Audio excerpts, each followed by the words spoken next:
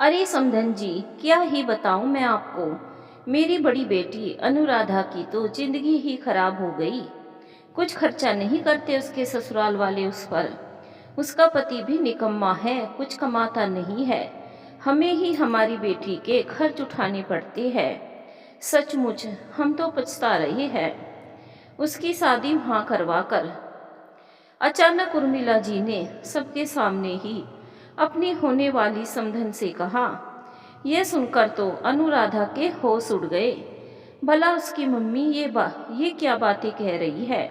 वह भी अपने होने वाले समधियों को, वह अपनी मम्मी को रोकने के लिए उनके पास जाने लगी। लेकिन तभी उसकी छोटी बहन की होने वाली सास बोली, तभी मैं सोचूं कि आपके दामाद आए क्यों नहीं। भला साली की सगाई हो और जीजा ना आए, ऐसा हो ही नहीं सकता। उनकी बात सुनकर तो अनुराधा के पैर वहीं रुक गए। ये कैसी बातें हो रही है उसके पति और ससुराल वालों के लिए। अजी किस मुंह से आएंगे यहाँ पर। हमारी बेटी को खुश रखा हो तो खुद खुशी खुशी यहाँ पर आए। मुझे तो बिल्कुल बर्दाश्त नहीं होता। मैं तो मुंह पर सुना देती हूँ उनको। अगर कमाना नहीं था ठीक से तो क्या लेने के लिए शादी की थी। हमारी बेटी की जिंदगी बर्बाद कर दी। उर्मिला जी तो बोले जा रही थी और अनुराधा, उसे तो समझ ही नहीं आ रहा था कि क्या कहे। तभी बीच में अनुराधा की भाभी मानसी भी बोल पड़ी। सही में कभी कभी कुछ फैसले गलत हो ही जाते हैं। फिर बेटियां जिंदगी भर परेशान होती रहती है तो मायके वाले भी कहाँ खुश रह पाते हैं। हमारा तो बहुत जी दुखता है जीजी को देखकर। अब देखो ना, दीदी ने जो ड्रेस गहनी और गहने पहने हैं, ये तक भी हमने उन्हें दिलाए हैं। उनके फकीर ससुराल वालों ने कुछ भी नहीं दिलाया उन्हें कभी। ये सुनकर तो अनुराधा ही जड़ ही हो गई। अब तो अनुराधा की हालत ऐसी हो गई कि जमीन फट जाए और उसमें गड़ जाए। यह अचानक अच्छे खासे हंसी खुशी के माहौल में मम्मी और भाभी ने क्या बात कह दी। अब तो सबकी नजरें अनुराधा की तरफ ही थी। आए गए मेहमान और आस पड़ोसी बड़ी ही दीन नजरों से अनुराधा की तरफ देख रहे थे, जैसे पता नहीं कैसे अत्याचारी ससुराल में उसकी शादी हो गई और वो बेचारी सबसे निभा रही है। आखिर लोगों की नज़रों का सामना करना उसे बड़ा दूभर सा लगा। अब तो वहाँ का माहौल उसके लिए दम घोटने वाला हो गया था। तो वो चुपचाप रेस्ट रूम में जाने का बहाना कर अंदर कमरे में आ गई। कमरे में चुपचाप जाकर पलंग पर बैठ गई। कुछ पल के लिए दिमाग बिल्कुल सुन पड़ चुका था। तभी उसकी नज़र सामने रखे आईने पर गई। अपने आप को देखकर उसे बड़ी शर्मिंदगी महसूस हो रही थी। ये क्या कर दिया उसने, अपने ही पैरों पर खुद कुल्हाड़ी मार ली। अपने ही पति और ससुराल वालों की क्या इमेज बनाकर रख दी उसने अपने मायके वालों के सामने, जिसके कारण उसे आज ये दिन देखना पड़ रहा था। अनुराधा की शादी गौतम के साथ 1 साल पहले ही हुई थी। उसके ससुराल में उसकी सास सीमा जी, उसका पति गौतम और 2 कुंवारी ननंद शिल्पा और कनक थी। ससुर का देहांत तो 3 साल पहले ही हो चुका था। घर के सारे खर्चों का भार गौतम के ऊपर ही था। गौतम के पिता सरकारी नौकरी में थे जब उनकी मृत्यु हुई थी। इस कारण वो नौकरी गौतम को मिल गई थी। गौतम इकलौता बेटा था और उसकी सरकारी नौकरी थी। ये देखकर ही अनुराधा के माता पिता ने उसकी शादी गौतम के साथ की थी। अनुराधा ने भी ये सोचकर शादी की थी कि गौतम सरकारी नौकरी में है तो खूब पैसा होगा, वो जैसे चाहे वैसे अपनी जिंदगी जी सकती है, जब चाहे जैसे चाहे जो खरीद सकती है। अब तो उसके ऐसो आराम के दिन है, पर सरकारी नौकरी वालों की भी तो अपनी एक सीमा होती है।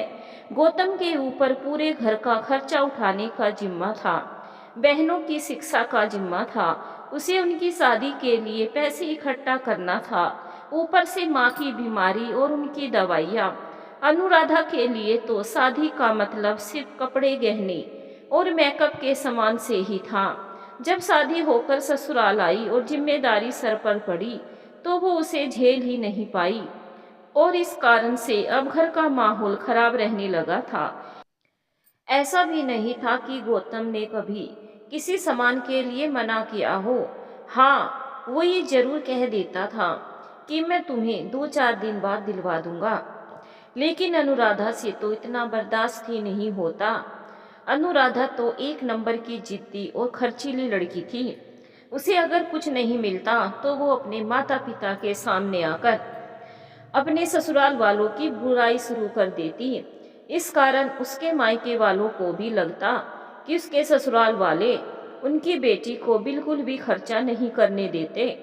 शादी के 1 महीने बाद गौतम ने अनुराधा को 45,000 रुपये ला कर दिए थे और कहा था, इन्हें संभाल कर रख लो।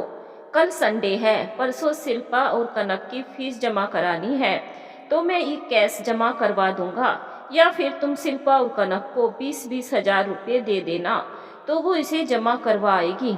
बाकी के 5,000 रुपये तुम अपने हाथ खर्चे के लिए रख लो, कभी जरूरत पड़े तो इस्तेमाल कर सकोगी। लेकिन अनुराधा तो इतनी महान निकली। 45,000 रुपये देखकर उसका मन डोल गया और संडे के दिन वो अपनी फ्रेंड्स के साथ किटी पार्टी करने का बहाना कर घर से निकली और उन पैसों से अपने लिए शॉपिंग कर घर आ गई। जब वो घर आई तो उसके हाथ में कई सारे शॉपिंग बैग्स देखकर गौतम ने पूछा, अरे अनुराधा, तुम यह सब शॉपिंग, तुम तो किटी पार्टी में गई थी ना? हाँ गई थी, फिर मैंने सोचा कि थोड़ी बहुत शॉपिंग भी कर लूं। वैसे भी शादी से पहले शॉपिंग की थी, पूरा 1 महीना हो गया, लेकिन अभी तो सब कुछ तुम्हारे पास नया ही रखा है, फिर ये शॉपिंग करने की क्या जरूरत थी? अरे इनमें मेरी जरूरत का सामान है। शादी के समय जो शॉपिंग की थी उसमें तो सब कुछ ट्रेडिशनल ड्रेस ही आई थी। मेरे पास साड़ियाँ और सूट ही है, सोचा थोड़े बहुत वेस्टर्न ड्रेस भी खरीद लूं और फिर उनके हिसाब से जूते वगैरह भी खरीदे हैं। और पता है सब चीज़ें ब्रांडेड है, तो पैसे तो लगते ही है ना। पर तुम्हारे पास इतने पैसे आए कहाँ से? मैंने तो तुम्हें सिर्फ हाथ खर्चे के 5,000 रुपये दिए थे, पर यह सामान तो उससे ज़्यादा का लग रहा है। गौतम ने हैरानी से पूछा। हाँ, वो तुमने 45,000 रुपये दिए थे ना, उन्हीं से मैंने ये खरीदा है सब। यह सुनकर गौतम का दिमाग खराब हो गया और उसने गुस्सा करते हुए अनुराधा से कहा, पर वो पैसे तो शिल्पा और कनक की फीस के थे ना, तुमने उन पैसों को भी शॉपिंग में उड़ा दिया। कुछ तो शर्म करो तुम, कैसी हरकत की है तुमने? इसमें शर्म की क्या बात है? अपने पति की कमाई ही तो खर्च कर रही हूँ, किसी से भीख नहीं मांग रही हूँ।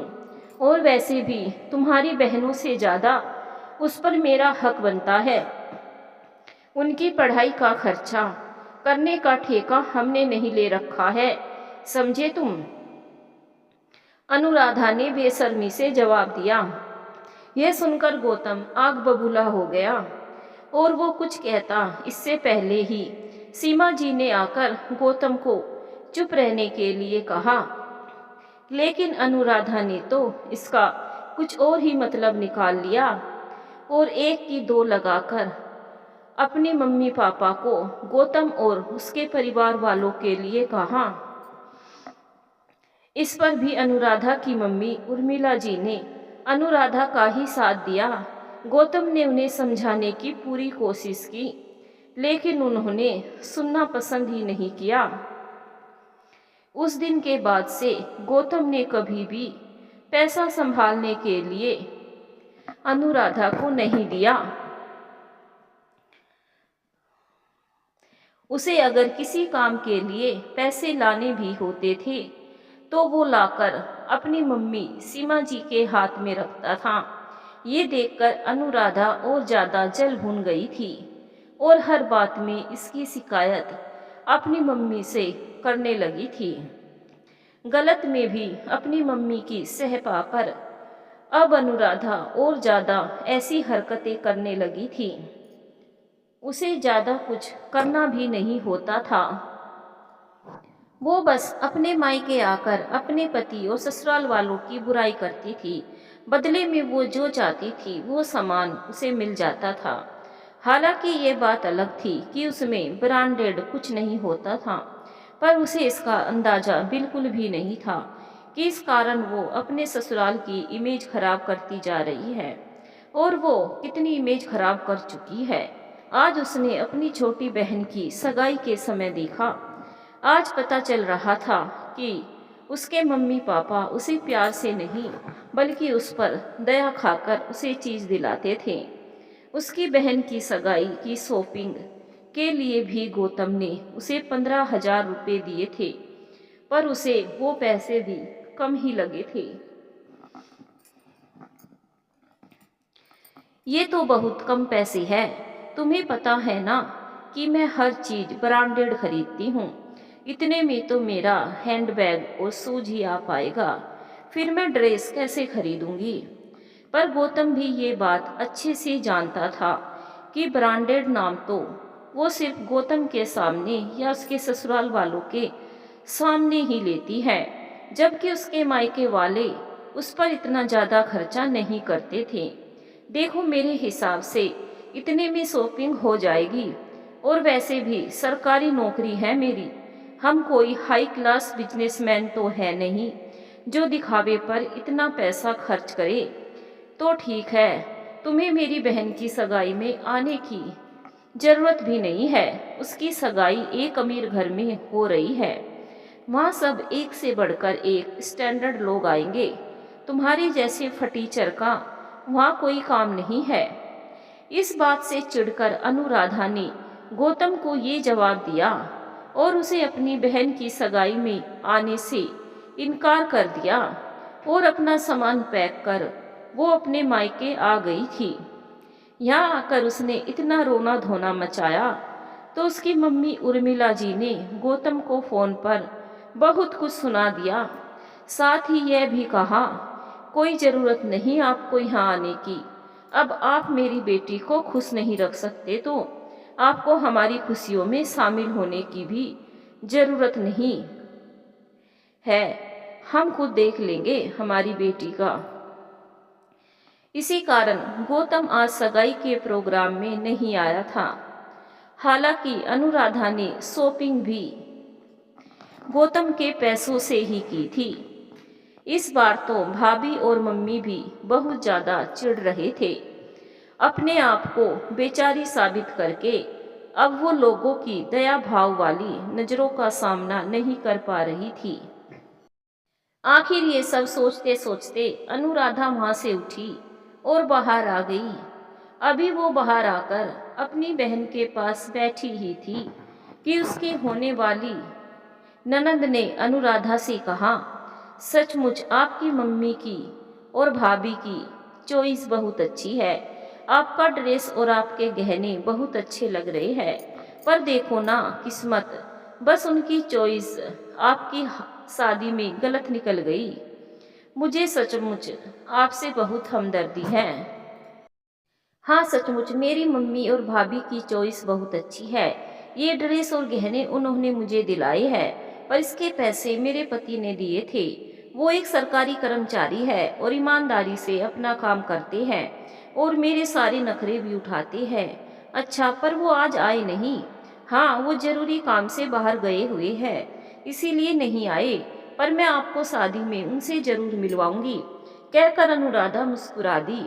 यह सुनकर अनुराधा की मम्मी और भाभी गुस्से से उसकी तरफ देख रही थी। उसकी भाभी ने तो एक तरफ ले जाकर उससे कहा, अनुराधा, ये क्या हरकत है? तुम नए समधियों के सामने हमें झुठला क्यों रही हो? उन्हें ये नहीं लगेगा कि हम झूठ बोलते हैं? भाभी, मैंने क्या गलत कहा, बताइए मुझे। मैंने जो ड्रेस और गहने पहन रखे हैं, इसके पैसे तो मेरे पति ने दिए थे ना। आप लोगों से तो मैंने कोई खर्चा नहीं करवाया। मेरे पति तो मेरे सारे नखरे उठाते हैं, आपसे ज़्यादा खर्च करते हैं, पर मैं ये देख ही नहीं पाई।